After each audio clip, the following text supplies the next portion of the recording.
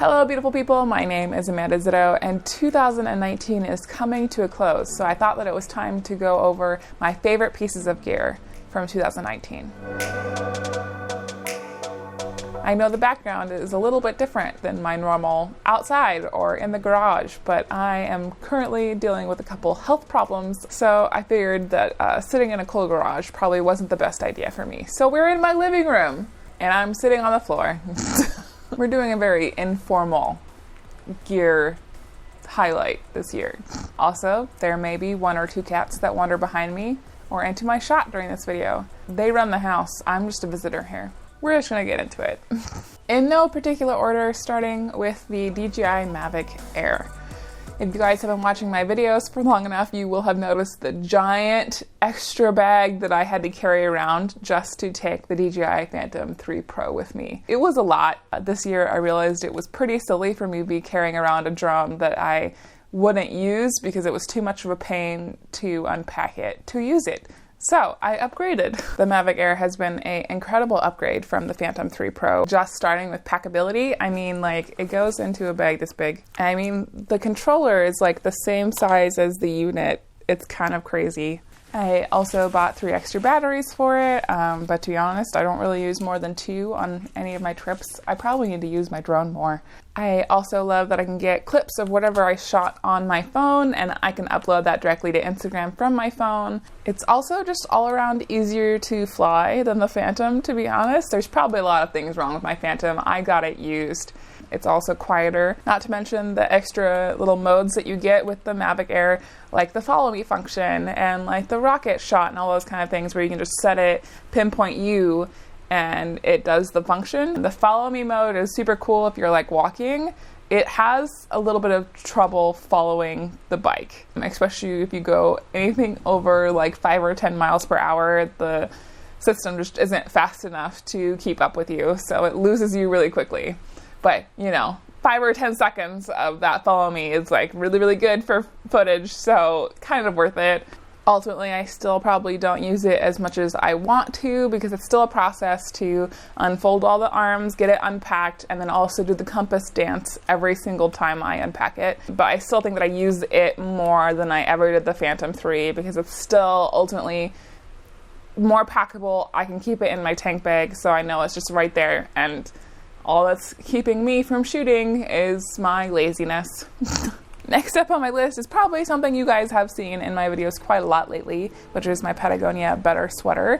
It's a full zip on the front, which I will never underestimate how awesome having a full zip on a fleece is ever again. Most of my other fleeces are quarter zips on the front, which never bothered me before, but now I can't go back. It's a lot thinner than the other fleeces, but still very warm, which makes it optimum for layering underneath of the motorcycle jacket. You know, the least amount of bulk for the most amount of warmth is the goal. Also, cool fact, the next generation of the Patagonia Better sweaters are 97-98% recycled plastic, which is so cool to me. The only part of the new Better sweaters that isn't recycled is the zipper, and they're working on it. And I just think that is so awesome.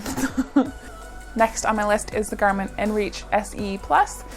You guys probably think that I sound like a broken record about this by now, but last year I broke my wrist on Lolo Motorway and I didn't have any way to communicate, and I ran into a couple guys who had the Garmin and they were able to text my mom for me so that they could meet me so I wouldn't have to ride 100 miles with a broken wrist, just 40. Anyway, when I got back, Jonathan's parents were a little bit concerned about me, and so they gave me the money to buy the InReach, which has been awesome this year, but more than just having it for peace of mind, it has been nice to be able to just text people when I'm in the woods, when I need to reach out, when I'm having an anxiety attack. It's just nice to have the option to contact people when I normally wouldn't be able to. And I've said it before, I got the SE version instead of the Explorer version because the SE is quite a bit cheaper than the Explorer, and I really just wanted it to text message, and that's what it does. So, woo.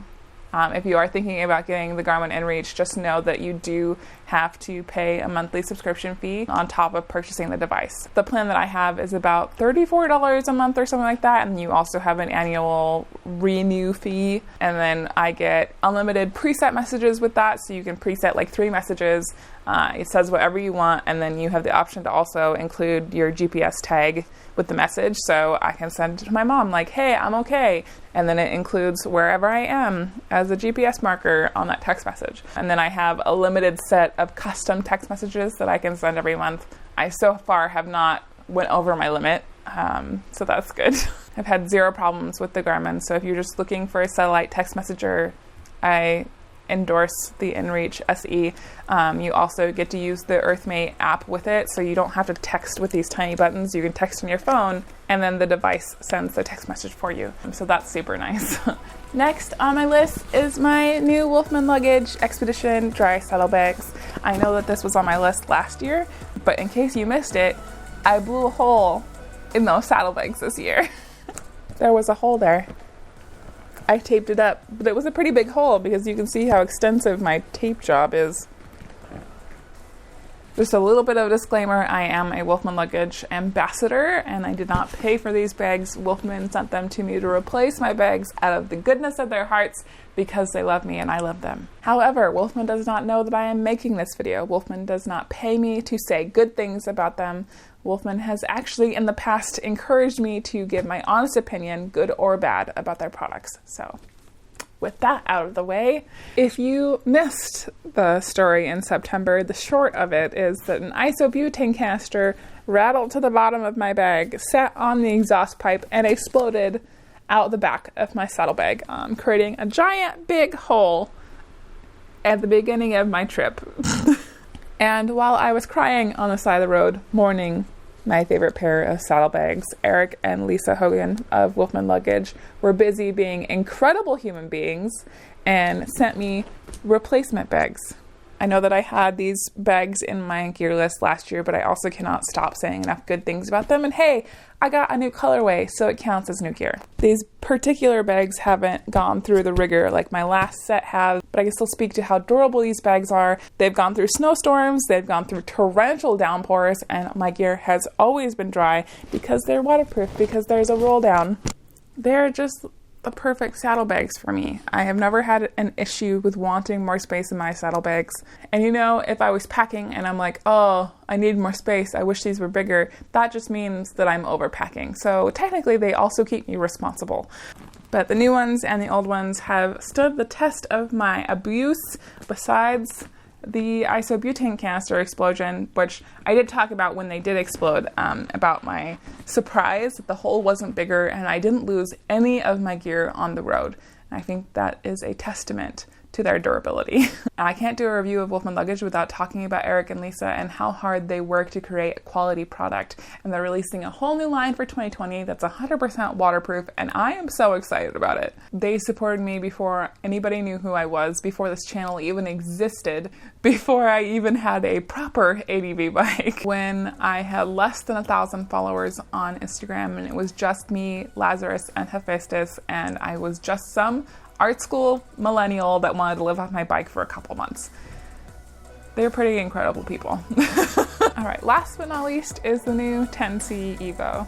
A little disclaimer with this one, I was also given this one by Sena, but I am not under contract. They are not paying me to say anything. They don't even know about this video. Okay, let's get on with it. I've actually been really pleasantly surprised by this. The image is so much better than the older 10C models that I've tried. It's a lot sharper. It's a lot better. The resolution is so much better. The camera battery, though, is still a lot shorter than I would like it to be. I'm still getting used to a bunch of the new features on the new model, including this mode where you can set it so it takes a little clip every couple minutes, which is super cool, and it gives you a lot of short clips instead of a bunch of long ones to edit, which is nice when you get it back into your computer. It makes it faster to transfer files, and also it's kind of the way that I normally shoot with other action cameras. I turn things on for just a couple seconds and I turn it off because it makes it so much easier to edit. I am also super excited at the prospect of capturing the random thoughts that I have on the road that I forget when I pull over to talk to the camera. Look at this pretty little, oh God, don't die.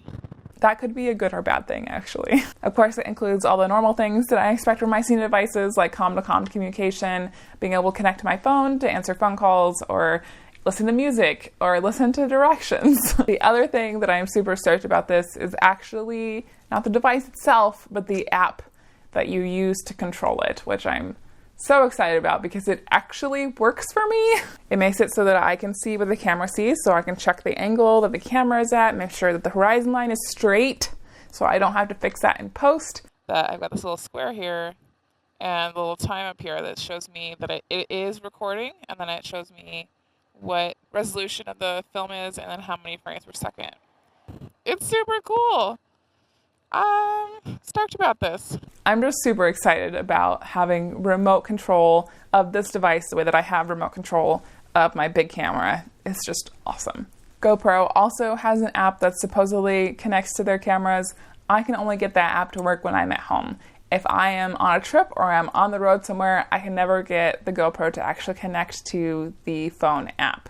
So I won't be benching the GoPro entirely. It's still a good camera. It still has really great stabilization, which is the reason that I bought it. The 10C Evo has better stabilization than the original 10C or the 10C Pro, but it still has a little bit ways to go to compete with the stabilization of the GoPro. However, it's going to be really nice not to rely 100% on the GoPro for my footage. I don't know if all of you know, but I had a lot of issues with the GoPro this year. I lost a lot of footage from the GoPro thanks to some codec incompatibilities, and the footage that I was able to transfer had a lot of glitches in it, which is part of the reason why my clips from the GoPro have been super short. Anyway, the point is that it's going to be nice to have two instead of relying on one camera alone for my helmet cam footage. Alright guys, I hope that you enjoyed this little video about my favorite pieces of gear from 2019. Let me know down in the comments what new pieces of gear you got this year and which ones are your favorite. I also want to give a huge shout out to my patrons on Patreon and everybody who has been donating to my Ko-Fi. You guys make these videos possible. I could not do them without you. If you like this channel and would like to support this kind of content, for as little as $1 a month, you can get early access to videos like these over on my Patreon, link down in the description. If that's not up your alley, that is totally okay. You can support me over on Ko-Fi, or you can buy some of my merch in my Redbubble or my Etsy shop. Links to those are also down in the description. If you can't do any of that right now, that is absolutely okay. I appreciate you guys just for watching these videos, and I will see you later.